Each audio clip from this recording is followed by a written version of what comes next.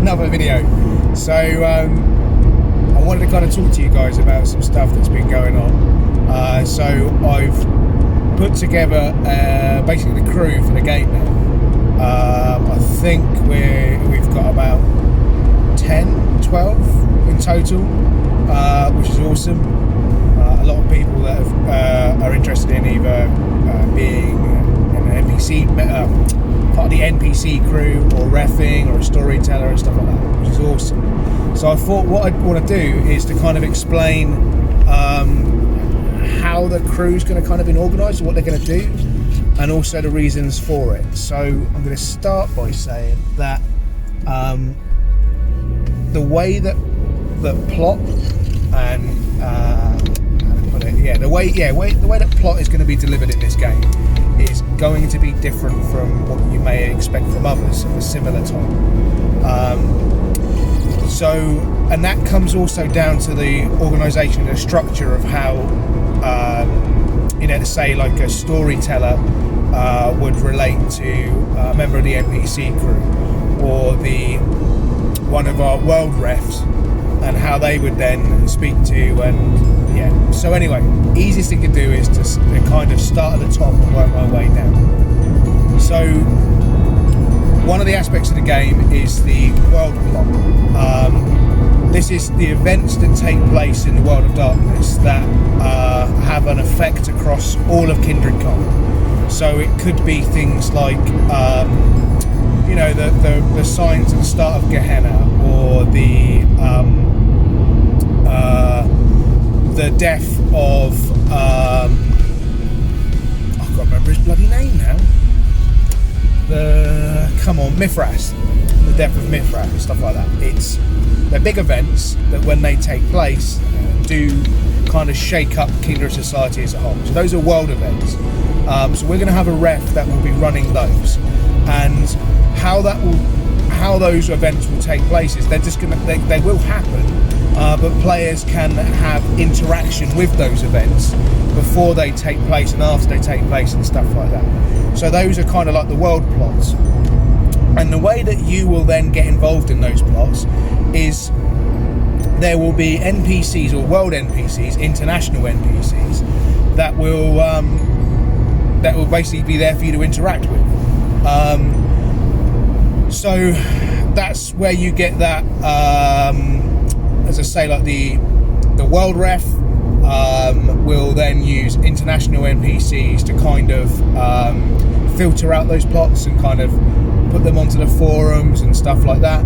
Also, we'll give some information to live game NPCs and stuff like that, and then they will filter that information through as well. But hopefully it'll all feel a bit more natural, because the NPCs that are kind of talking about that stuff are the NPCs that really should know or should be involved. It was not just going to be random spod made up at the time just to help us deliver plot. Hopefully we should have a nice stable of NPCs available to us, which the international kind of world ref can kind of use. Then you've got storytellers. Now we're going to have two storytellers, one for Sabat and one for Camarilla. Now, all they have to do, what they will be doing is creating plot that will take place during a core.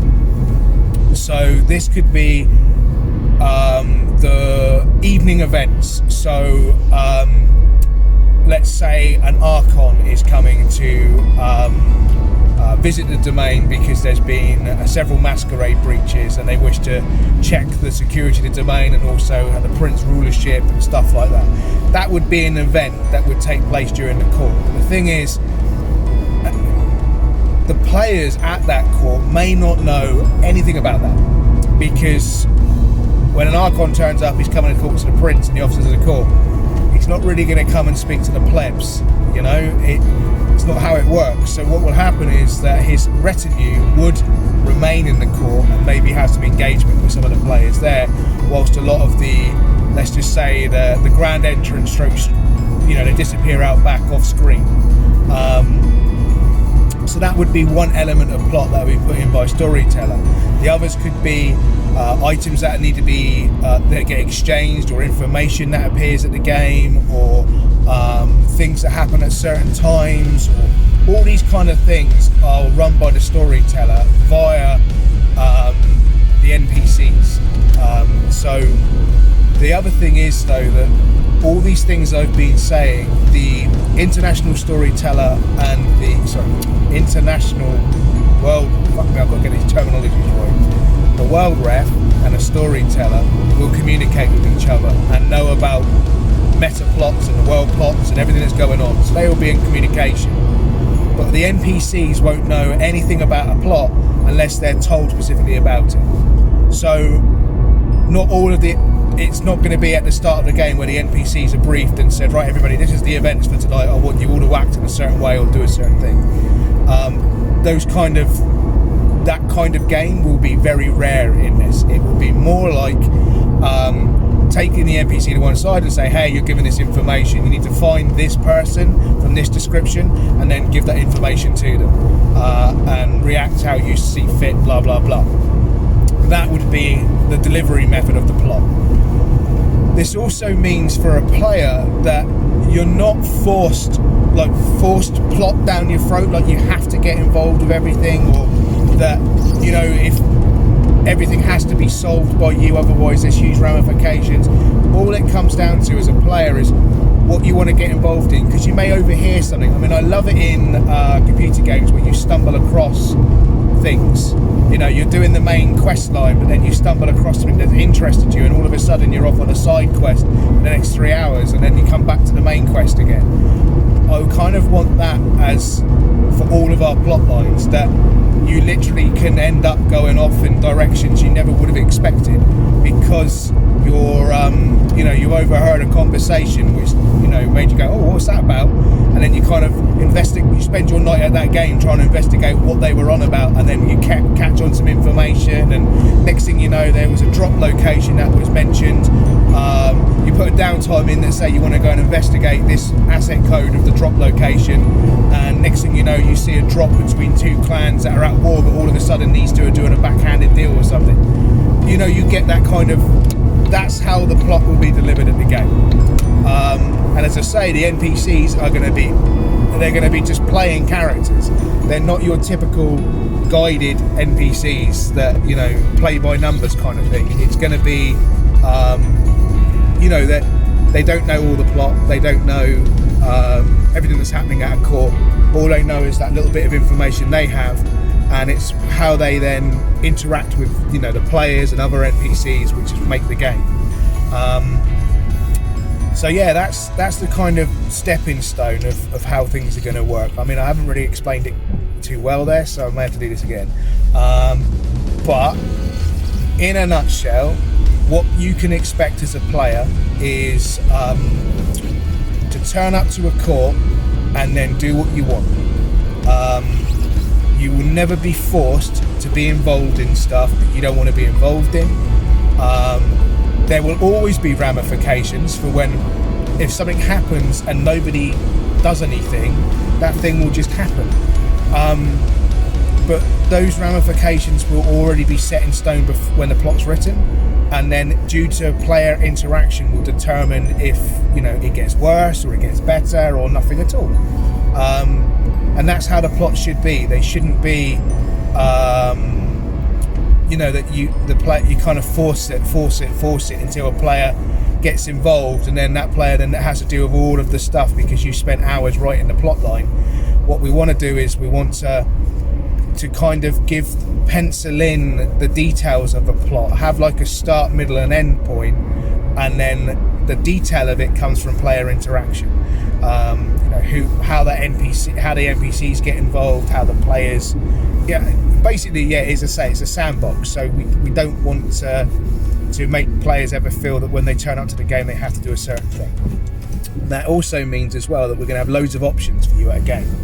So when I say loads of options, there's going to be things at a game where you're going to have how to put this, so there will be puzzles that I'm not going to go into too much detail about, but there will always be something that should keep you entertained at least for a couple of hours at every game, if you so wish to get involved in it. There will be multiple plot lines running to do with NPCs or player characters or stuff like that that have been given things they need to do at that particular court. Because Kindred, when they get together, don't just get together just to chew the fat. They normally get together because there's a reason for it. You know, there's an event taking place, or important information to be shared, or that there's going to be someone there that could benefit you or something like that. Because the most dangerous thing to a kindred other than hunters is another kindred. So get-togethers are normally a bit of a dangerous affair for immortal creatures. So, you know, they don't normally just socialise with each other just for the, you know, fun of it. They normally do it for a reason. So that will be a main plot that will be running through in evenings, you know, and then you've got all the side plots. You've got the social side of it, of course. You know, you're going to be having players that have got their own agendas. That's what I missed to talk about. Okay, so everybody at the start of the game will be asked to make some goals and agendas for their characters. When you do character creation, as an extra bolt onto the normal, what you find in the Mind's Eye Theatre rulebook and our guides to creating a character, we're also going to ask you to basically explain your character's goals, like end goal, what your character really wants to achieve in their immortal life.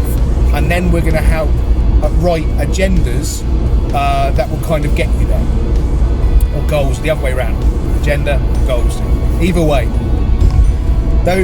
The way you set that out could be, for example, you want to be Prince of Court, you want to be the Prince. So to become the Prince, you know that you need to get yourself a coterie behind you maybe, or to get a load of boons, or to sway over very influential members of other courts, to build up a power base, to kill off a certain character, whatever it is. Those are kind of like your goals and agendas, and they should keep you busy during a court. So you're always trying to strive to achieve something. So your character's never just sat there not knowing what to do. You've always got like a basis of thing or something that you're trying to achieve, and that should then determine, you know, how you interact and how you go about doing it. So those are the goals. Yeah, all of our NPCs across the entire game will also have their own goals and agendas, and they're all trying to achieve those as well. So it's an interesting way of doing things for me anyway. I think it'd be quite interesting because it means that police, ambulance. It means that everything should be kind of dynamic. That it should be a lot of fun for everybody, because you kind of you don't make your character around those goals and agendas, but it gives you something to kind of always do. So you've got the meta plot, the world plot. The meta plot is a plot that runs over the 4-year period that will come to a conclusion at the end. Players get to basically decide the big events that take place. So you've got meta plot, world plot, you've got the storyteller plots, which involves the theme of the court. You've got everybody's personal little goals and agendas that will be going on. You're going to have lots of side plots, so probably about between 3 to 5 side plots at every game. What else will there be? You've got the puzzles. And then after that, of course, you've got all the interactions with the international players. So the international players will be getting their teeth into the world plots, and maybe dabble a little bit about what's going on with the local stuff. But they'll be playing a lot of the influence game as well, or they will be playing the influence game more so than live players. Live players will benefit from some influence, but it's the international players that will definitely have the majority control over it. So they're going to have their own things going on, because they've got the interactions with the world plots and the NPCs and their own goals and agendas, and they've also got the interactions of the war of territory that's taking place in Southampton. So there's loads of stuff for them to be getting involved in. The only difference with them is that theirs is kind of their stuff is kind of spread out in a timeline over the year, and they're restricted by how many actions they can take and stuff like that, and engagements on the forums, etc. So their game is 24/7, the same as the live players. I mean, the live players play the live game, but then they've got 24/7 forum access as well. So everybody gets to interact with everybody continuously, which is kind of cool.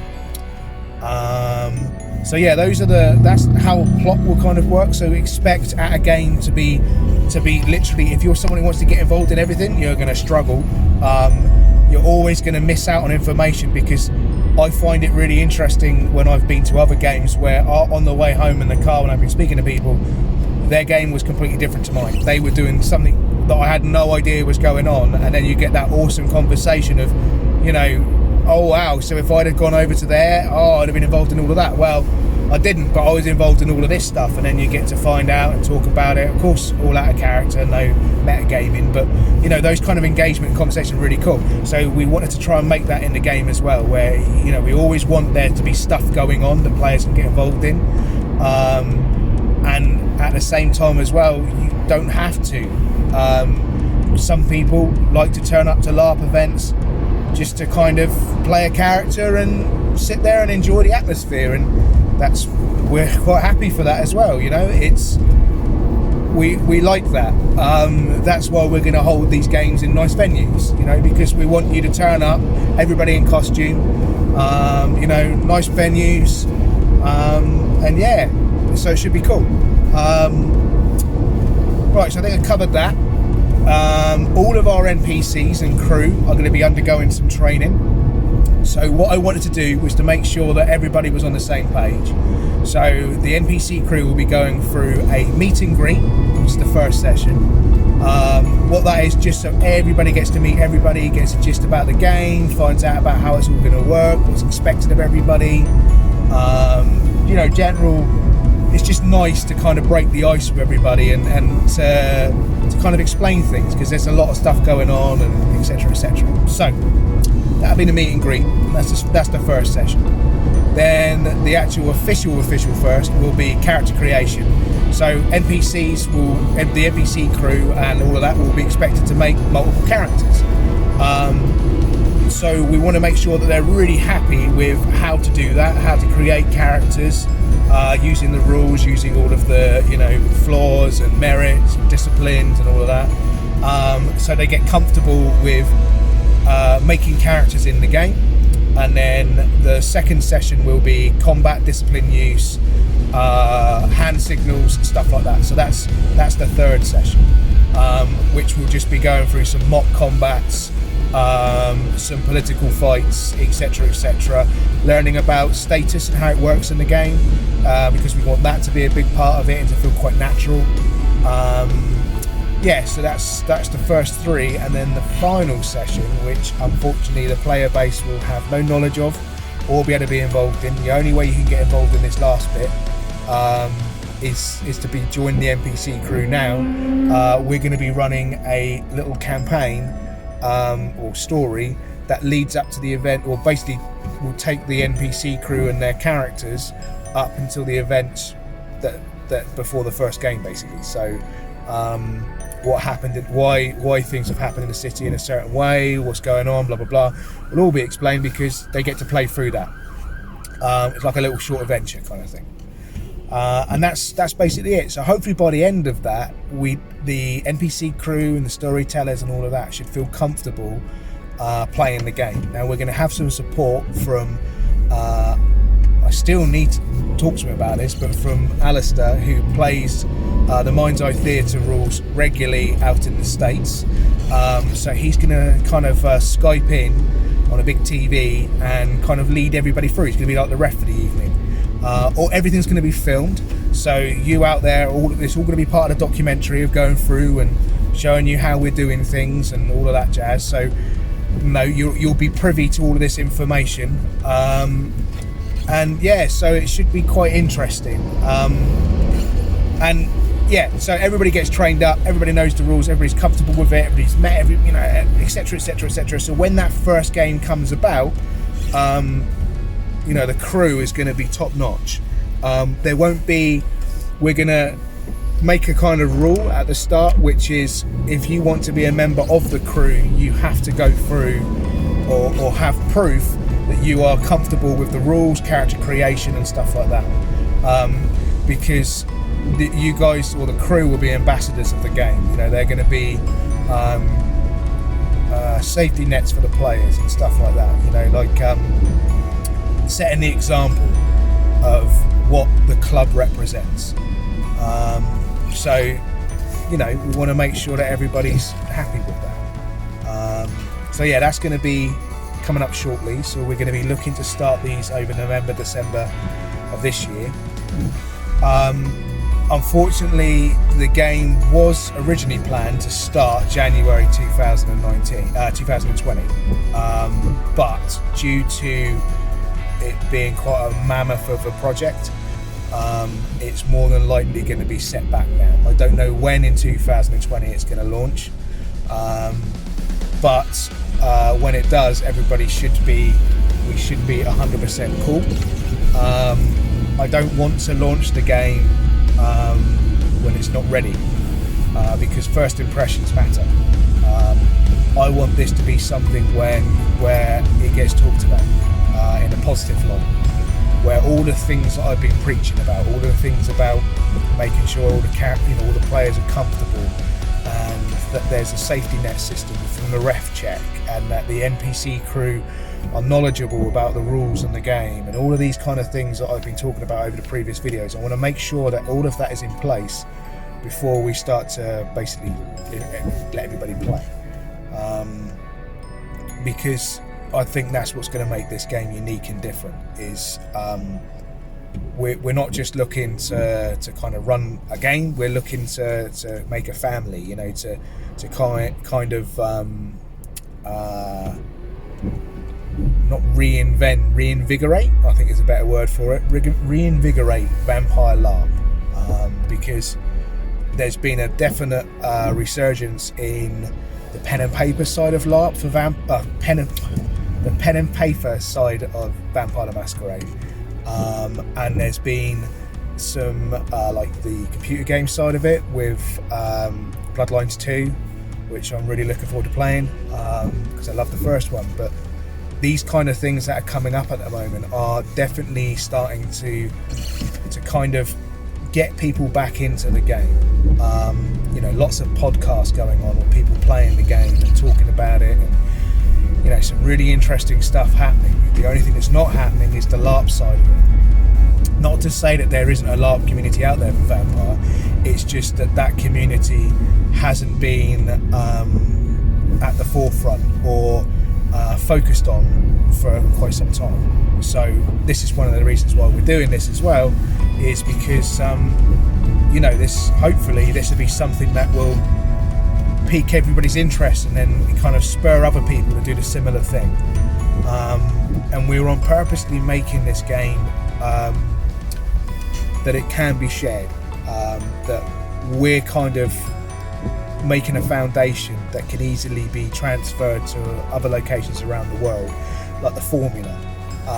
So that way, if this is successful and someone goes, I'd really want to be involved in that, we can then show them exactly how to kind of make a very similar style game in their city, and how they can then be part of the world that we're creating, which, I don't know if I've already spoken about this, but the kind of dream for me would be that White Wolf are become our world refs, and basically have international NPCs they use on the forums, so we hand over the forum kind of to them, and they run the world plot, and then other domains who want to be part of that world plot use our foundation kind of system and spring up domains around the world, and all of us are part of that big world. But the actual world itself is run by White Wolf, so they've got control over what big events take place. They may want to tie that into launches of books or supplements they're releasing, or advertisement of certain stuff, to build up people's interest by having a world event tied around it. And then these little LARP communities spring up all over the show, and then we do a really big game, like a live game, which is clubs are able to supplement people's airfares or tickets to get to it, and we have a great big get-together game once a year or something like that to celebrate it, and all those things would be absolutely awesome if we could do it, and I'm pretty sure that thing can definitely happen. I'm making this, as I say, from the ground up, so it is a how to there's nothing in it for me, if that makes sense. I'm not making a profit out of this or trying to do anything like that. This is all about just trying to build that community again and keep this going. And yeah, so hopefully, you know, that's to say, well, in the future we've got to get the thing launched first and kind of prove ourselves before anybody's going to pay any interest to this. You know, at the moment it's just me whack down you know, on these videos, and you know, but anyway, so yeah. So yeah, plot, NPCs, crew, it's all going well. We got the funding. You all probably already know this, but yeah, we've reached our funding goal, which means we can definitely get the game launched. I've had a double check today, and it's okay to use the funding. We've got a meeting next week which is going to set up the company, so this is all official. I've done the reached out to it for crew and been blown away by the amount of interest I've had in it. So yeah, there's no negatives at the moment. It's all looking good.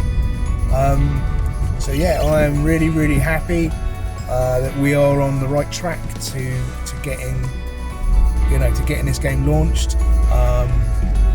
And yeah, it's just now it's a matter of over Christmas for me to look at making the forums and getting that set in stone, to speaking to some artists to get some more imagery.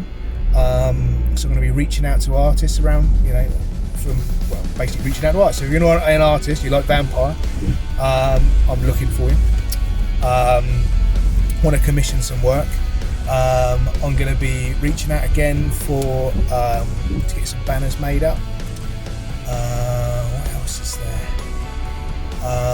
Well, you've seen the roadmap, but yeah, so what I want to try and do is over the Christmas period is kind of cover some of that off, and then hopefully in the new year things will start to really move. I've done project work in jobs before, and it always seems that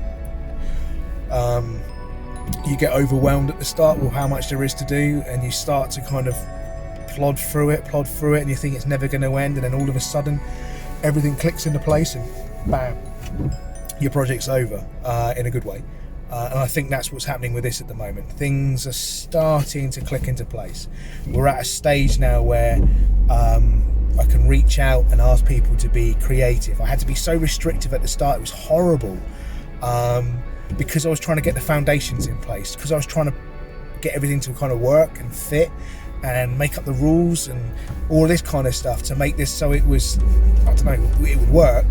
I had to be so restrictive with people's creativity, because, you know, someone would come up with an idea and I'll be like, oh, that sounds amazing, but that changes these other six things, which causes me no end of issues. So I had to kind of take all the advice I was getting and ideas and then formulate it, and that's where we're at the moment. We're at a point now where I can start to reach out and be like, you know, if you've, I would love it if people could send in ideas for characters that would populate the world.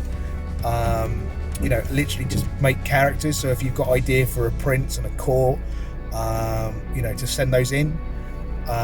You know, basically just, yeah, because those will then be part of our world and those things will interact with the players. So when we say an event takes place in a court in, I don't know, let's say in America, Boston, America, something like that. Court, you know, event takes place in a court, all of a sudden we don't have to make up a load of NPCs. We've already got them there ready, created by the community, and that'd be kind of cool. So that's one of the other things. And yeah, it's gonna be, yeah, it's, I say, really happy. It's all going in the right direction. I've been really blown away by the amount of support that's coming through at the moment. More is always appreciated. As I say, at this stage, it's now creativity time. It's where, you know, people can send in ideas and stuff. I'm still trying to figure out how I'm going to do Monkey's idea of getting the games filmed for international players. I think at the moment I'm thinking of doing a couple of games where international players can, let's say via a friendly NOS, an exchange of boons, gain access to the security cameras of an evening, and then we'll set up a page, and then we'll put live, because we've got to do this, you know, we're not money bags here, so what we'd do is we'd ask to use people's phones that had like unlimited credit and stuff, set up a page, and then they can all live stream their phones to that page, and we set the phones up like security cameras in the room, and then if someone's paid the boons and has access to that, we will then invite them to that page, and then they can watch those cameras for the evening, which I think would be kind of interesting and cool. We wouldn't do it all the time, but I think it'd be very interesting to give that kind of dynamic where the international players can watch a live game take place, and maybe there be options during that evening for them to get involved. Maybe there will be an NPC there that would help facilitate some of their needs and wants that took place during the evening. I don't want to give too much away, but maybe there's an auction taking place, and certain items are on that auction that may be an interest to them. So instead of being that silent bidder, which they kind of are, they can view, see the items, see how people are interacting and looking. Maybe there'd be a hidden microphone near to it, so they might be able to overhear some of the conversations going on as well. And then all of a sudden you've got this massive player base of the live players that can all really get involved in the game. So as I say, we're looking at taking some of these ideas that have come up, and I've been trying to work them in a natural way into the game, because I think it'd be a bit wrong just to go, yeah, I'm going to set a camera up in a corner and every single game there's a camera there filming you, because wouldn't vampires start to ask questions about that? That all these other vampires from around the world seem to be watching every single one of their courts, so you've got to try and make it natural. Yeah, so that's what I've been looking at. I'm doing the waffle thing again.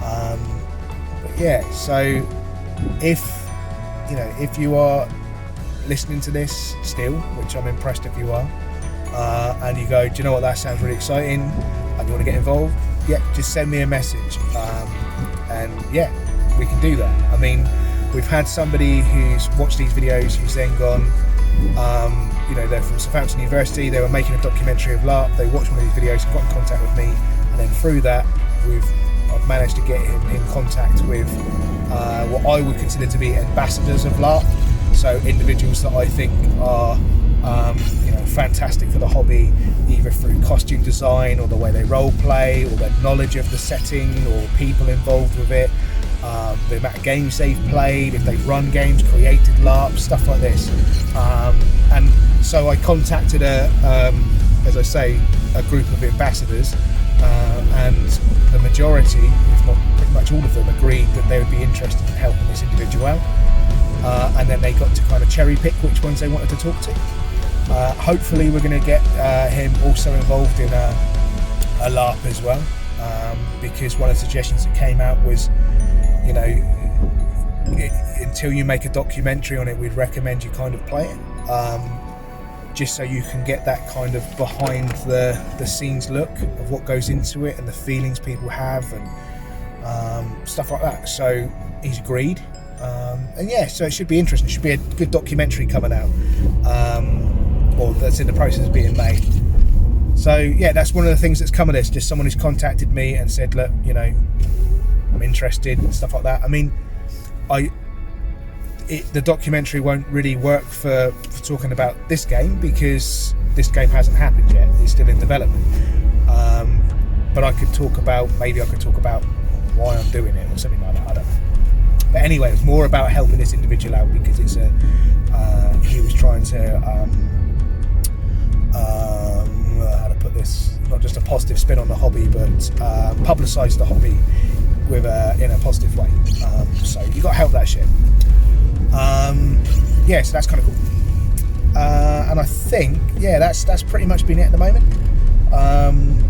So once again, thank you everybody for kind of listening to this really long video and putting up with the fact that my little things keep on going into the screen, which are these air fresheners. And the camera's wonky because I've had to put it on a little holder. So thank you everybody again for listening, and yeah, see you all soon. See you later.